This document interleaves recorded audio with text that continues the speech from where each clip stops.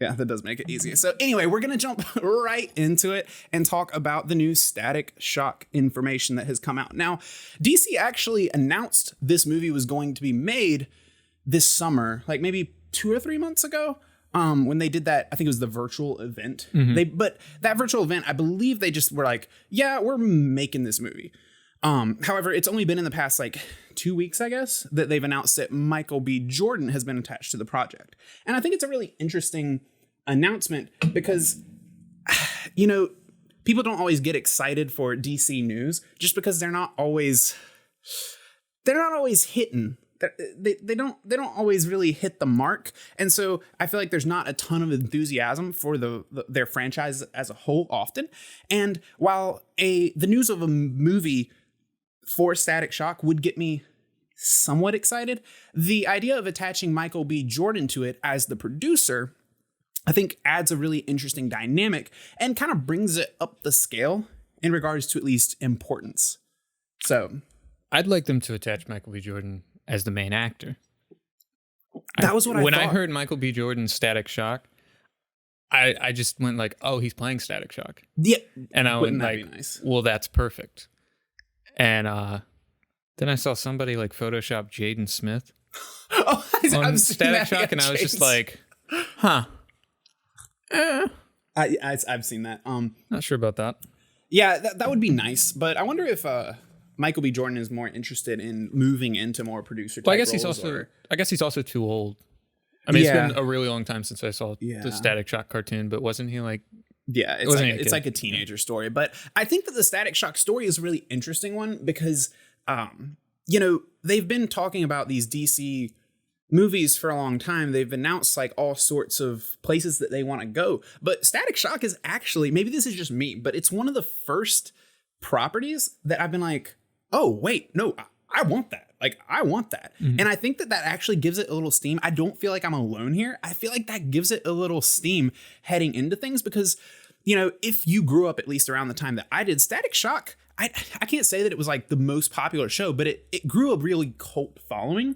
And like, I remember it would always come on TV and we were always like this was like before even the internet and stuff, where we didn't have as much access to it. And we were like trying to figure out when it was coming on. We were like, what days, what time does it come on? When can we watch it? Oh, we missed these episodes. What's going on? It was like a show that I was just really interested in and really loved. And I feel like there weren't a lot of shows like that at that time, especially, harnessing the power that Static Shock did. And then after the show went off, it just fell off. No one talked about it. No one ever really heard about it anymore. It just had its little cult following just sitting there. Mm-hmm. So like, I'm excited for this just because I feel like they're finally doing something that like has more heart to it. It's not just like, oh, we just want superhero franchises so we can get Justice League. It's like, oh, wait, no, like, I don't care if you do Static Shock and add him to the Justice League. I don't want anything to do with that. Just give me the character. I want that. DC's in a really weird spot right now too, where I think they're doing the right thing with stuff like Joker and the Batman, which the Joker wasn't that great, I don't think. But I think the type of movie that it wanted to be is a good idea for them. Like just that totally separate. Yeah, it's different type movie, not related to anything else, just totally on its own. I think that's a good idea for them. I think they're going to do a similar thing with the Batman, mm-hmm. which I'm excited for, if that can be hopefully better than Joker. But they're kind of in a weird spot where like they're doing these movies, but they're also like, they're releasing the Snyder cut of Justice League. Like they're still going back to what failed really hard. And I think they need to move forward with solo movies more so than team up movies. Yeah, because their team up movies just it's like really they're caught didn't between. work. It's like I like some of the ideas they're getting, but they're only just grasping at the straws and they're not really committing yet. Whereas I feel like right now they're trying to put their hands in two different baskets: the Marvel Avengers basket of like, we want this like massive universe of blockbuster films that are going to make us all this money, and then also these like solo artistic films that are more conceptual that may or may not do really well. Probably could do really well if they would commit to them and really make them something masterful. Right. But I feel like they need to choose, because I don't really want to like see a DC universe and then also just random DC movies coming out at other times. And I feel like the division of the resources is going to diminish the product on both sides. Yeah, it's like we really don't need Ben Affleck and Robert Pattinson playing Batman at the same time. That, and people are just going to get confused. Like people that aren't like movie buffs or like really into the comics and the... I've seen people saying that like the Batman and Joker are going to be connected, and I'm like, I don't buy that. I don't think that that's going to happen. I just don't know that it's hard, because I understand from their point of view that DC is like, we need to make money like Avengers did. That's really all they want. Like from the top down, they're just like, we need to make money like Avengers did. And that being said, I'm not sure that the solo movies could reach that. So it's a matter of kind of finagling the business side as well as the artistic side. And I don't know that there's a perfect balance. Well, I mean, Joker was incredibly successful box office wise. I think didn't it become the highest grossing R-rated movie? Yeah. I thought it beat out Deadpool. Yes. It was incredibly successful on that front. And I think the Batman's going to be extremely successful too. Yeah. I'm sure it will be. I think if you slap Batman on anything, it's going to be at least mildly successful. Yeah. But it does make me wonder, like, what we still got Wonder Woman. What's it called? Wonder Woman 84? 1984. Yeah. Coming out next year, or is it December? It was supposed to be like 7 times this year. I can't remember where they moved it. They've moved it 7 times. It's coming out sometime. It's coming out sometime. But they've still got that going. So it's like they haven't ditched the DCEU, but I also don't think Ben Affleck's doing another Batman movie. Yeah, it's and confusing. I know Henry Cavill wants to do another Superman movie, but it doesn't seem to be anywhere in sight. Yeah. So I'm like, what's going on? Their whole thing is just confusing. Isn't there supposed to be a Green Lantern movie coming out? I heard a rumor that like John David Washington might be cast as Green Lantern. I think it's in the very I like formative stages. But it's like they're stuck in such a weird spot where they're about to release the Snyder Cut of Justice League, which is supposed to show off all this stuff that was cut out of Justice League. Does that make it canon though? If they continue forward, it wasn't in the movie. Yeah, you know, it's going to be really confusing. And while I like some of the newer ideas that they're coming up with, like the Batman, like going in the direction of something like the Joker, some of these other, a Static Shock movie, I'm interested in that. But I have to wonder if it doesn't, like, I think the strongest thing that Marvel did wasn't coming up with the idea of being like, we're going to pull all these superheroes together over 10 years and it'll culminate in these awesome superhero team up movies. What really made that work wasn't just the idea of doing it. You can come up with a good idea any day and make your own superheroes. What really like drove that nail home was the fact that they had a vision and it was so laser focused and they strove towards that vision for 10 years straight. And then they started to reap the rewards. Obviously they made some money along the way, but like they never strayed from that path, even though now it looks like a tried and true, like totally corporatized, like business model. Theoretically, back when they were doing it, it wasn't like it was like, oh yeah, this is going to make you millions and millions of dollars. It was like, they're trying to do something that sounds really cool. It was visionary at the time. Yeah. And even though it's become a business model, none of them have been successful. Out of the ones that have tried to do a universe, different franchises have been successful. Amazing Spider-Man 2 tried to set up a universe and failed.